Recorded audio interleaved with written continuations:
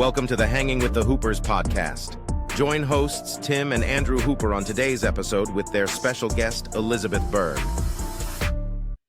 Hey everyone, welcome back to Hanging with the Hoopers podcast. Tim and Andrew Hooper, your hosts, where we believe the attitude of leadership is everything. And today joining us is a leader in her own right, a reader, an inspirer of people everywhere, and a person who I don't know if you can match the contagious energy that she shares. And I love being around her. Elizabeth Berg, welcome to the podcast. And I think Andrew's got the professional bio somewhere on his show notes. Yes. I mean, we've been privileged, Elizabeth, to work with you for the last 9 or 10 months with our company. We all work for the same company. And just, your attorney background, your underwriting background, and then what you do now as VP of building education and training for teams and our agents and everything across the footprint. So we're so thrilled to have you on, and thank you for joining. So welcome. Well, thank you for that. And thank you for having me on the podcast. And thank you for being a colleague of mine, both of you. I'm so excited.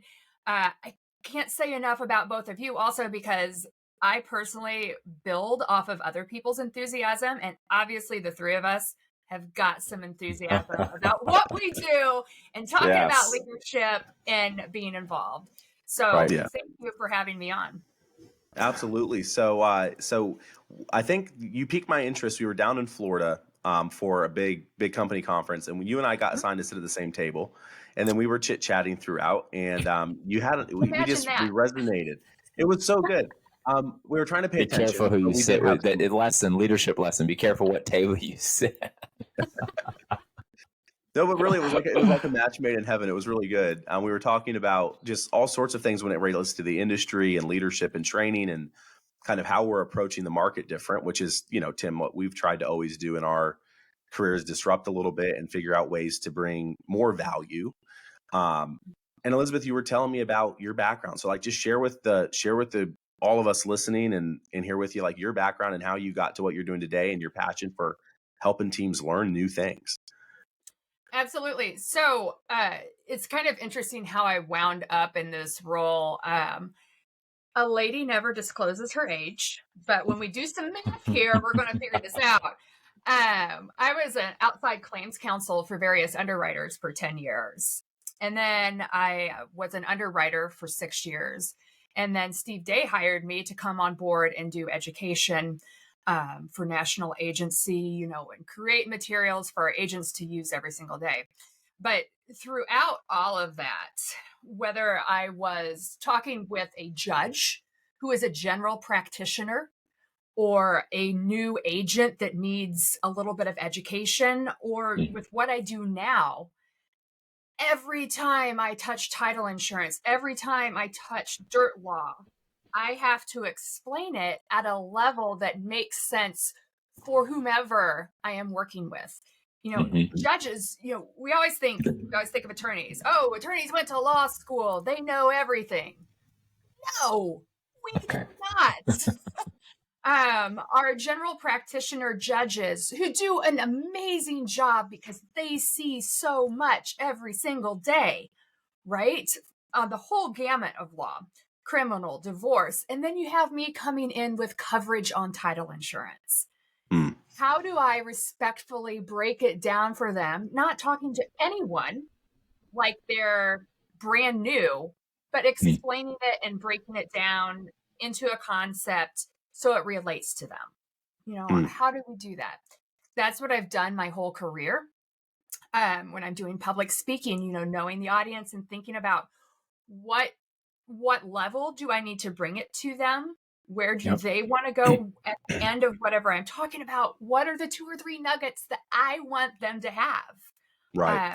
So that's been my whole career. And that's how I think about anything that I am imparting that comes out of my brain that I've learned. How do I give it to someone else so they can take it and use it in their job? How do I use that to make their day a little bit easier? That's how I approach everything. I love that. And I'm a big believer like you, and that's I think why we resonated in simplification so that we can digest and put it in very mansplaining terms. Book Or smart, woman-splaining. book smart and street smart, right? Like book smart and street smart. So at the end of the day, there's all sorts of legalese, there's all sorts of terms in the industry we work in. And to the average consumer, it's like we're speaking a foreign language. And to what I found is sometimes to folks that work in the industry or new to the industry, it's like we're speaking a foreign language. And so being able to take complexities and simplify to me is a massive skill set. So, I mean, Tim, what are your thoughts? As Elizabeth was talking, I could see your wheels turning a little bit. Well, it kind of takes me back to when you and I started working together, right? And I mean, admittedly, I'm more the inspiration guy. I'm the vision, and that's my superpower is vision, and then encouragement of the team in that vision. Because a lot of times we cast the vision, and then 3 months in, we've kind of all settled back down. So vision, inspire people to see it a new way, give them the reason why, and then come back behind and encourage them to keep that fuel going. The big gap that often happens in leadership and among teams is the implementation person, the person who can break it down in simplest terms and also in the best format to actually go step 1, step 2, step 3.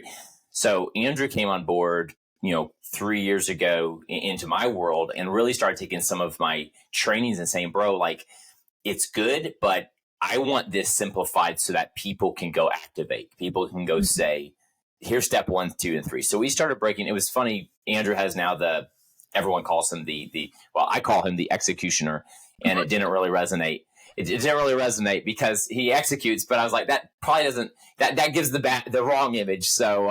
So one thing we did was we took some of the playbooks that we had and we broke them down to 1-pagers. So we would do a training. And again, this is super practical, but if you're a leader taking notes, just like, what is the last training you did as a team look like? A, was there any takeaway? Was there any action? If there wasn't, we need to rethink it. Or B, was there so much that it was just, where do I begin?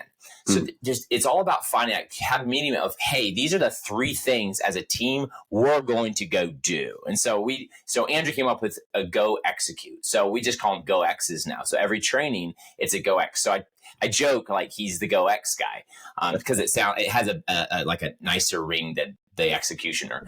But anyway, that's where my wheels were going. Elizabeth, you said that was, you have the knowledge, like but somebody said knowledge is power, but wisdom is more powerful, or knowledge is power, wisdom is powerful, and the reason is knowledge is what it is, wisdom is like where to apply it, and then a step further is understanding, and that's like how, when, what, and that's like, does your audience really get it? Are they able to like go do the next thing? So I love that you said, and truly, you are the keep it simple, silly, or keep it super simple person. Like when I think of that, it's you, because you break it down really, really easy for people to understand and go do.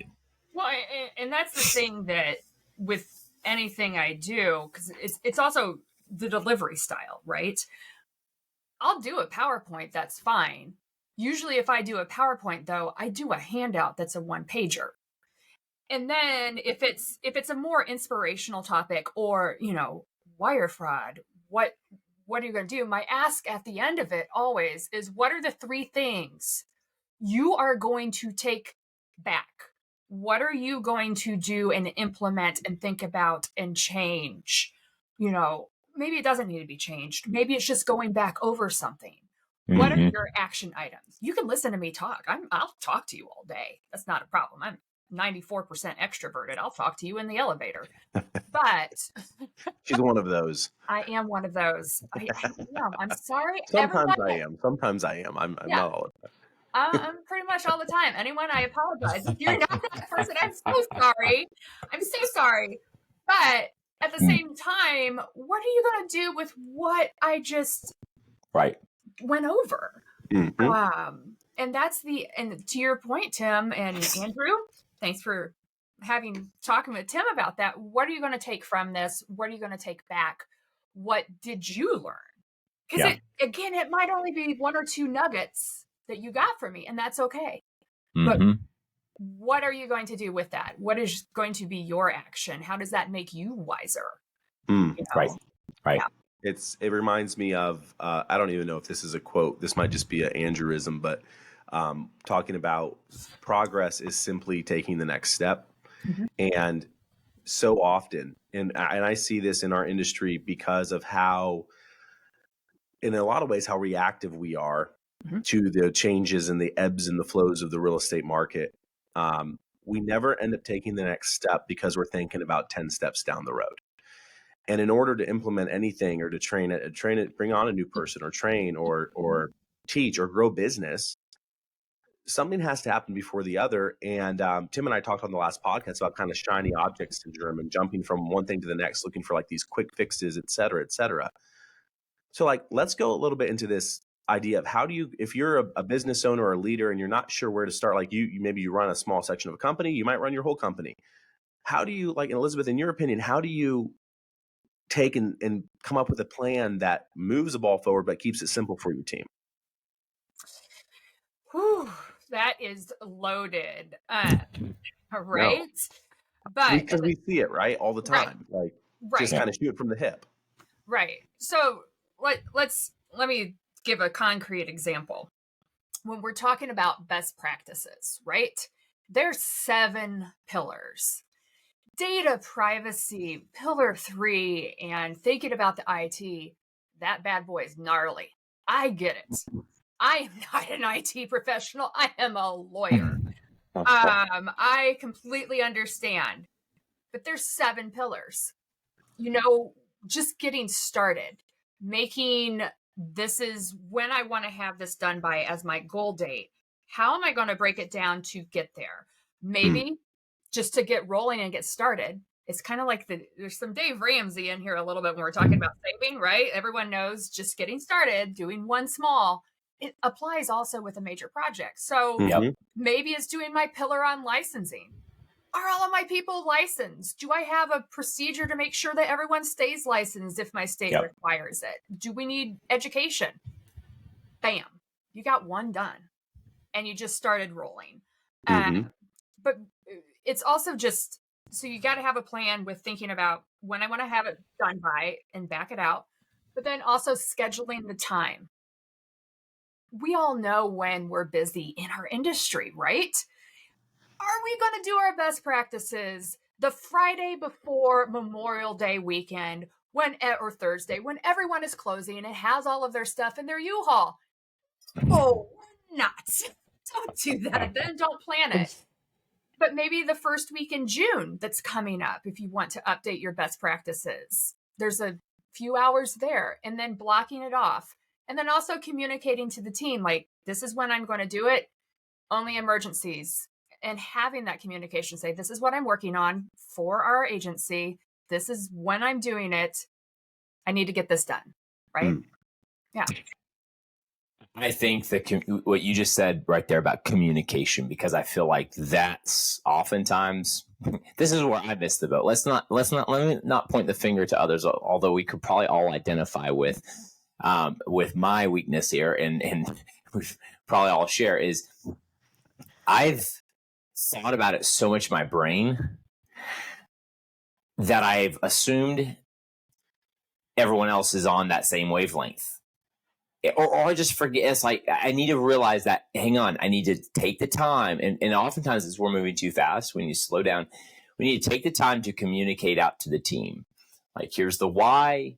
Here's what we're doing. Here's what we need. Here's who I've thoughtfully selected to be part of this. I think if you just constantly team-wide, you're going to start feeling that resentment, or you're going to start feeling those people who are like, why am I here in this meeting? I know sometimes, Andrew, when we've gone in coach leadership teams, it's like just understanding like the pre-work before something with the company wide, to be with the management, the leaders, who needs to be involved, who really can help make this stick.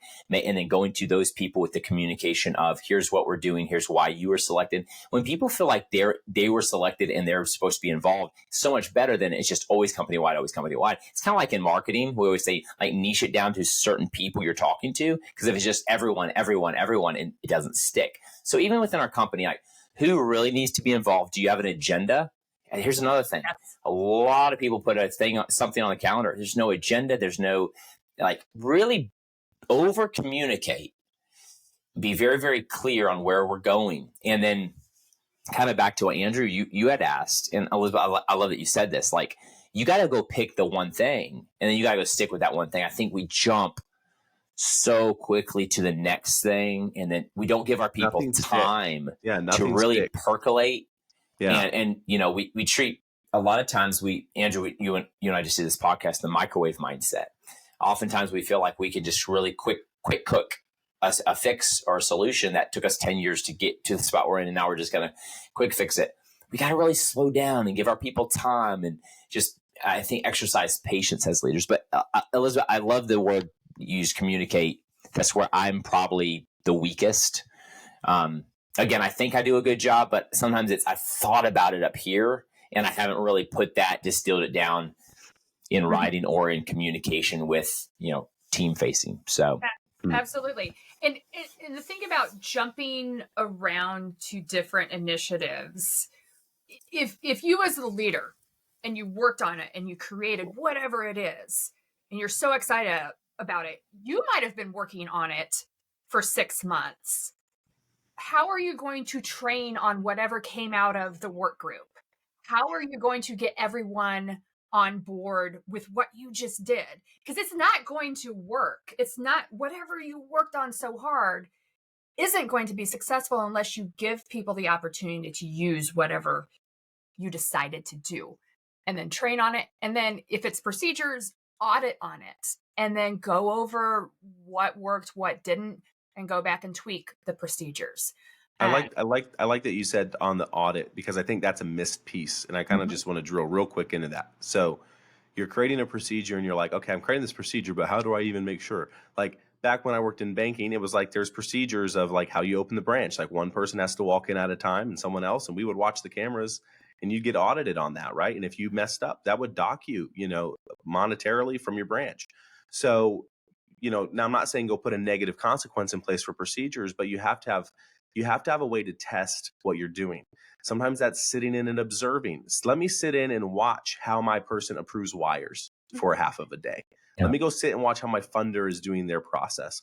Let me go sit and watch how my people doing curative work are doing their like whatever part of your business you feel you want to create a procedure around, go sit and observe, test it periodically. We used to do these quarterly checklists where you'd have to check off that, hey, the largest companies out there do this, and they know they have to in order to keep business continuity. So if you want to build your company for scale and growth, well, you need to adopt some of those same kind of ideas and principles and practices. So put in place the procedure, and now how are you going to inspect it? And if you don't have a way to inspect it, is it that's where you got to start. Like how does this look, and work backwards to create the procedure, and then know what you're looking for.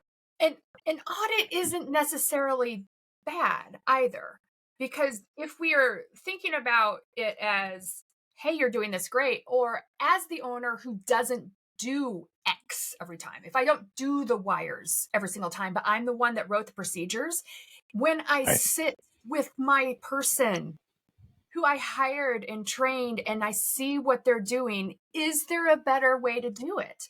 Maybe they have a solution that you can implement company-wide that is amazeballs, right? Yep. And then you've also solved other people's problems. Right. It's not necessarily a bad thing.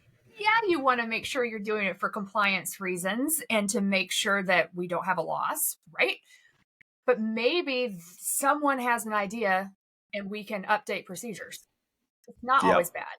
Yeah. No, and I like that you went there, because I will highlight or right around this. Whenever you're inspecting or observing team, period, as a leader, don't make it about gotcha moments. No. Look for the stuff, as many that they always taught back in the old leadership classes and stuff. You give 2 positives and 1 opportunity, right? So you should be looking for as many more good things that your people do and recognizing for that, versus just trying to look for the things that are gaps where you need to coach. Mm-hmm. So keep that in mind too. Like that heart of leadership is about creating a culture where people can thrive. And we've all worked for people before that come in, micromanage, want to control every little piece, They don't allow you to be yourself. And all they do is nag you about the little areas that they think you need to be better because you're not just like them. No one wants to work for somebody like that or be around. And so, like, I get a little passionate about that because I've seen it. You see good people get burnt out or good people get churned because of bad leadership. So I really like that you put that nugget in there, Elizabeth. You got to look for the good, and then maybe it's something we could roll out. And now, wow, that person just contributed to the better overall success of your team. The best ideas don't always have to be yours. No. To that point, Andrew, I think that if you're struggling as a leader to find the good, or you're just like, well, you don't know my culture, I think you have to first realize that you're the leader. So owning that, hey guys, we're here because of me. We're here today. We're here where we're at because of me. and just being okay with that. And I think that that's a huge step in the right direction. Like the buck does stop with leadership. And if it's where it is, it's not your people's fault. It's leadership's fault. Now, I think too, the other thing is SOPs, Andrew, to your point, if it doesn't have to be your idea, you're building process, you're building SOPs. You may have it perfectly figured out in your brain, but I would actually put that to the side. Like you might have, and as a leader, leaders see things. I mean, that's why you're the leader. You have the vision, but your gift is to point a better way or to show a better way but sometimes all the fill in the gap moments, you're not, that might not necessarily be your gift. You need to put your, perfect plan to the side and then share the concept with some of those people on the team who are actually going to be tasked with carrying it out and get their feedback for those step-by-steps. Because chances are, if you would empower the front line, if you would decentralized command, like Jocko would say, and let your frontline leadership come up with some of those SOP moments, what you're going to do is, like Ben Franklin said, teach me and I forget, involve me and I learn. Like, you involve those people who are going to own it, you'll see better adoption on the front line with the teams. You'll see the culture shift. And then you're going to see those moments where, wow, you came up with that? That is awesome. Like, because you're going to see your own blind spots after you've empowered the team, and then your gratitude grows. So it's really interesting. I think we just have to sometimes unwrap our brain from around what our baby, what we think is the perfect way. I know that's me. I get my idea and I'm like stubborn. I'm like, this is the way it's going to be. It really is. And I really limit. Yes. Every bit of growth. Every bit of growth, Andrew, you're paying for this after, but every bit of growth is where I've had to come to just say, yep, you're right. Let go. Tim, let go. The biggest thing as a leader, right? This is my opinion, but I think the biggest thing as a leader and a visionary and making decisions is that first initial reach out. Okay, with underwriting. One fact could change my opinion. That's totally true. With leadership, with thinking about things, if I don't have all the facts or I don't have all the information, as a leader, what am I basing my decision on? Not enough facts, not enough input. Yeah, at the end of the day, I got to come up with, this is where we're going, this is where I think, and bring it all in. But if I don't have that, what am I basing my decision on? Maybe not enough, right? Yeah. It depends on the situation. It depends on, whether you want to listen to your brother or not. That's between you two. But I usually do. Okay. He's bigger than me. He's taller than me. He's bigger. He's stronger. There you go. Realizing those facts too, right? Looking at who we're working with. What are their strengths? Right. Yeah. This time's a little literal. For the record, I'm a lover, not a fighter. It's okay. Yeah, I don't bully he's him. very much a lover. He's very much a lover. Because but wiser too. You made that choice. Right. It's like Teddy Roosevelt. I carry a big stick. So that's walk softly. Walk softly, carry a big stick. Right. That's funny. Oh goodness. So I like that. So let's talk about that. So I do believe communication as a leader is probably one of the most inherent, like one of the responsibilities you have. You're responsible for people. You have to communicate. You have to allow people in order for them to thrive, they need to have clear communication on all fronts. So, but I really want to turn it over to you, Elizabeth. Like, what makes a great leader to you? You've been in this industry of what we do for a while, and you've seen people come and go. You've seen a lot of success in your career and with folks you've helped. So, like, what is a common denominator across leadership that you think is like a gold nugget there? Kind of talked about it, reaching out, number one, but then listening. You've got to listen to everyone that is bringing something to the table.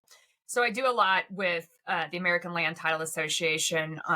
It's a horrible acronym, SLURAC, State Legislative Regulatory Action Committee.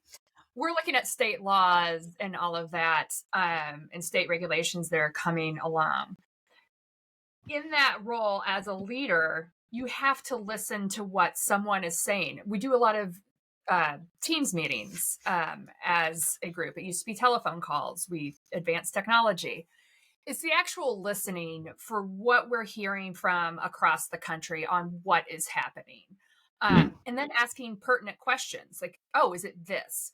For example, we were working on seller impersonation fraud. We heard about it, about 18 months. It started to percolate a little bit. And then we all got together on a group call to really hash it out. And it was a little bit different in Minnesota, Wisconsin than it was from Texas, than it was from Florida, than it was from the Northeast. But when we all came together and we listened to each other, okay, what are the common things? What are we hearing? All right, we've gathered a lot of information. And then we have to make a decision. What is it that we want to put out? What are the common things? And moving the ball, right? Gathering the data, asking the questions, and then do make a decision on what we want to put out, what we want to say, how we want to create a handout that can help everyone. That's what, to me, leadership is. You don't have to be a manager of people. I haven't been one for 8 years. 100%. Yeah. 100%. But I think people kind of sometimes avoid taking leadership on something. Well, because I'm not, no, like leadership is leading yourself and then your circle of influence. That's true leadership. And it's actually a lot harder to influence than it is to manage. I mean, if you want to get into the actual nuts and bolts of management versus like if you're a good leader and a manager and you manage people, you should probably, if you're good, you're probably leading through influence anyway. You're not relying on a title or the fact that you're the boss. So good. Those are I love that you say that, and not just like pigeonholing in a meeting, like here's the issue, we all need to get on board with this issue, and here's what I want. And Tim, you said it, and I've mentioned this on the podcast before, and I want to mention it again. General George Meade in the Civil War, this is such a valuable leadership lesson. When he would hold his staff meetings to plan their next steps, he would start with the lowest ranking officer in the room to the highest and let them share first. Right. And he would go last. Why? Because you don't want to give your team your rose colored glasses and be in your little own echo chamber of yes people around you. So like that's wise leadership. That's where, you start implementing those types of things and asking feedback in that kind of way. To your point, Elizabeth, when you're kind of, I hate to say use the word corralling, but you're corralling all these various folks from different geographical areas and these little, what do they call it in real estate? The little pockets here, like one pocket might be crushing it over here. This pocket over here is struggling really bad. So how do you sift through that noise, right? And identify the common trend? Like that takes a lot. It takes a lot of wisdom. That's what, my role at FNF also is we've got 50 states, right? There's 50 different laws. How do we create something that can be used in all areas? And it's reaching out and saying, what do we need? What can work? And then also being honest sometimes, okay, I can't do everything. What needs to move off the plate? Maybe we can get to that eventually, and having that conversation too. Yep. A little bit of triage. Absolutely. Yeah. And, that's management of your own time and your own self and, realizing what is possible. But one thing that I want everyone to realize also that's listening to this podcast, and, I kind of hinted at this a little bit. I'm only an attorney, right? when we are talking about processes, procedures, when we are talking about new laws that might need to be created, I do a lot with government affairs in Indiana. I need help. I've never sent a wire. Okay. I mean, I have, but I don't do it every single day. I don't do certain aspects of closing or never have. Like, I have to have that information though from someone that is experienced. So just because you don't have the title of whatever, you might have the knowledge and what they actually need to know. It's okay, figure out, and everyone has their own style. It's always okay to speak up. If you know that there's something in there, if you're not comfortable speaking up in a meeting, that's okay. Let someone know, though, in your system, hey, I don't know that would work. That is also leadership. Yeah. Yep. And I love, and I teach this, Andrew will admit, I have more of the rebel streak in me. I'm kind of the nonconformist. I'm like, okay, what? So I have no problem challenging. If a leader sends a meeting and there's no agenda, I'll shoot back. What are we going over? Like, I want to know. Like, of course, I've been in sales empowerment for a long time, and I always challenge salespeople.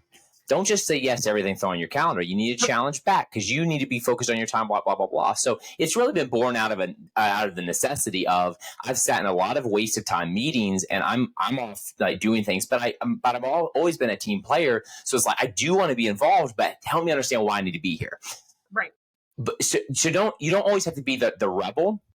What I would encourage people to be is be a gracious nonconformist. You know what I mean by that is if you leave a meeting and it's rose-colored glasses and it's circle back and not challenge. We all know the people, and again, the heart of leadership. You could be a leader on the most junior level with the right heart. And it's all about tone. You don't have to come across and say that'll never work, or you said this and blah, blah, blah. And all the CYA moves that you see in corporate America, it's like constantly like proliferating. No, just like, hey, something you mentioned in the meeting, concerned me a little bit. I just thought I'd bring it up, get it off my chest. But here's what it was. I don't see that this will work in this scenario, or we tried this before and it failed. So I'm here. I want to help make this work. I thought I'd reach out.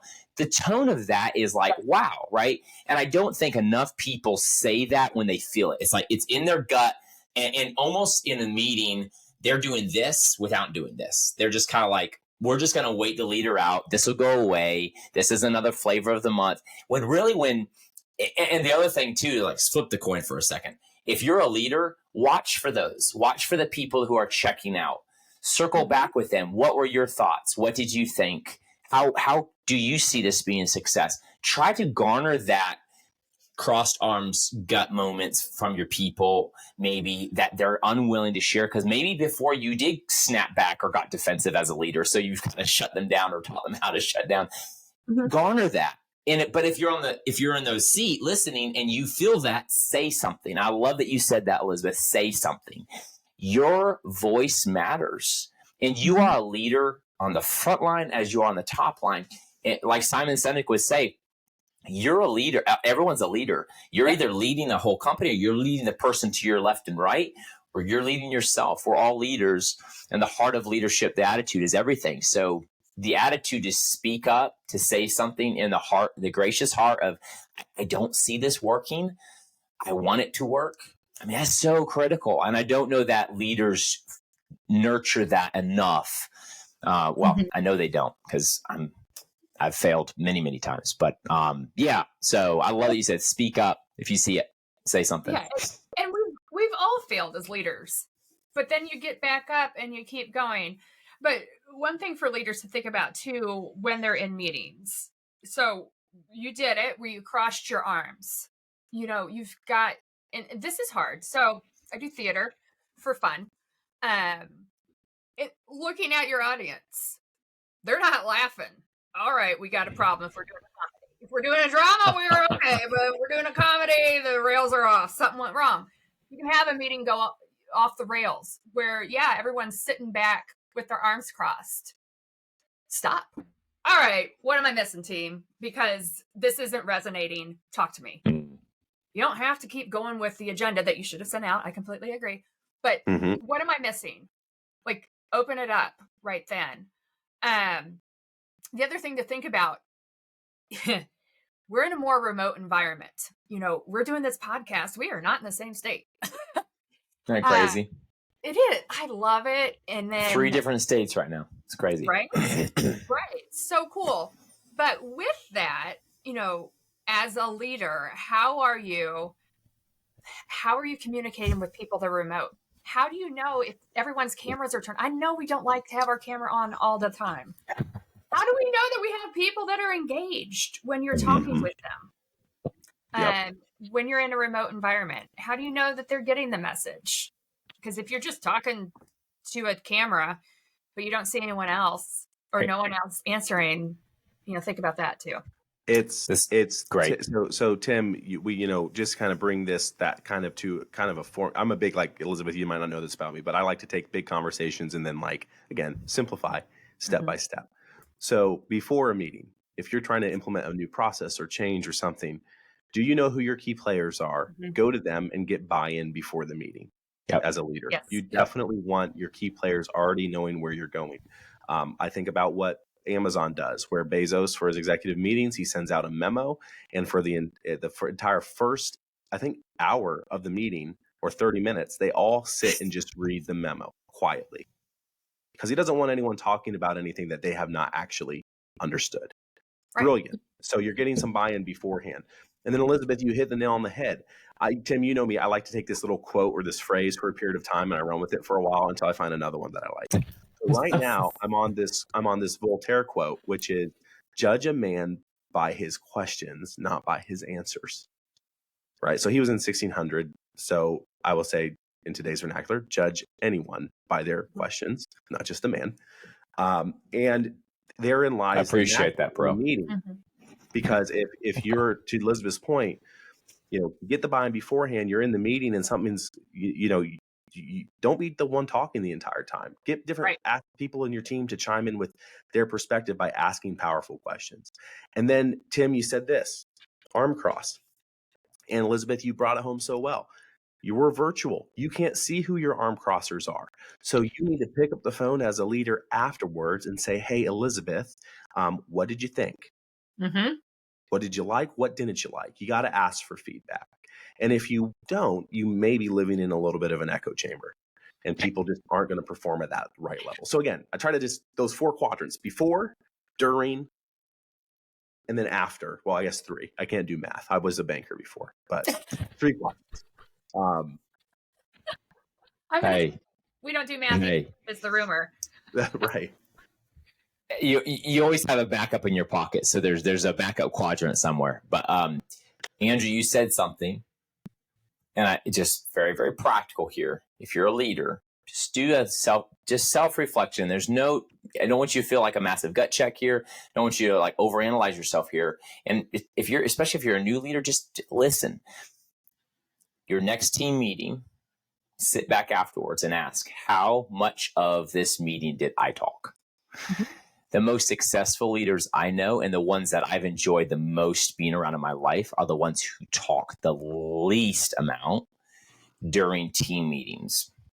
There's a time and a place for you to talk, cast the vision, whatever, but I've asked so-and-so, I've asked so-and-so, and I've asked so-and-so to share, boom. And I can always tell a great leader by the pre-work of the meeting. I was just on with 100 loan officers yesterday, and the leader he and I did a lot of pre-work before I got on to speak and talk, but we got on, and it was not me, it was me joining a mastermind. He had 5 people lined up. He asked, I think overall, he kicked it off. He introduced me, and then he asked like 3 questions. And he basically watched the conversation, and then he inserted himself with and what he did was he took what was said, and then he asked a question, which then took it deeper, made it practical. Then he asked another question, which gave him like specific action items. Then he introduced me. I brought it all home, and I reached out afterwards. I said, "I'm just getting to know you and your company, but if this is the way you run your meeting, Bill, this is some great leadership. This is some great leadership." So just as a leader, do some self-reflection. How much are you talking? You'll do yourself a huge favor. You'll open your eyes to see if you can ask better questions. Andrew, Voltaire, all day long. All day long. Yeah. Well, and More that questions. that leader, Bill, he was really curating his content and what he wanted to accomplish, right? Because there's so much, like, we all have so much knowledge, right? As leaders, that's usually how you got into, especially management, that's how you got there.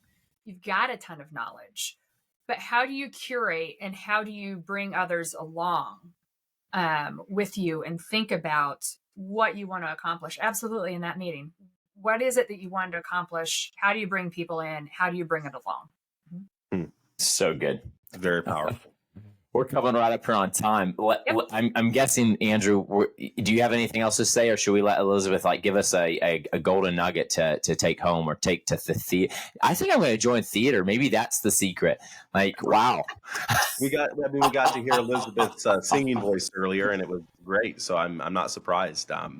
You do a great job with that. That's awesome. I did not know that about you. So now a new fun fact. But yeah, give us a golden nugget of leadership or something that you just want everyone to marinate on a little bit. All right. So a golden nugget. We went over so many good golden nuggets, though. For me, it's just always remembering with leadership. I mean, I'm just going to go back to it. You're not necessarily a manager. Everyone has something that they bring to the table. And especially if you are brand new to our industry, to the title and escrow and settlement industry, you might have something that we haven't thought of in our industry. Please speak up.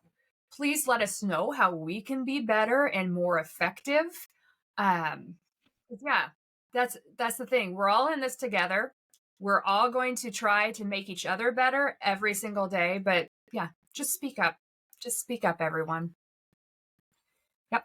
Takes courage to do it. And I mean, we pointed out the Brene Brown book on your shelf earlier, and Dare to Lead. And from a very entry level, dare to lead, have the courage to speak up, have the courage to be vulnerable, have the courage to make mistakes, be a lifelong learner, learn to lead. That's what this podcast is all about, learning to lead. I'm learning to lead every day, myself, my family, my community, my business colleagues. So Elizabeth, speak up. Thank you for joining us and speaking up. Thank Andrew, you for having me. Always great. Great having you on. And hey, it is Friday, so we'll enjoy our weekends. And happy. You said birthday for your son, or both birthday and baptism? Yeah, no, it was actually his gotcha day a couple days ago. My son is adopted, so that was the day that we legally became his parents. There you go. That's awesome. Big cool. day in our family. Yeah. Well, you go enjoy it. And again, thanks for coming on. Take care. Thank you both. Take care. All right. See ya. Thank you for listening. Please take a moment to like our podcast and consider subscribing. Your support means the world to us.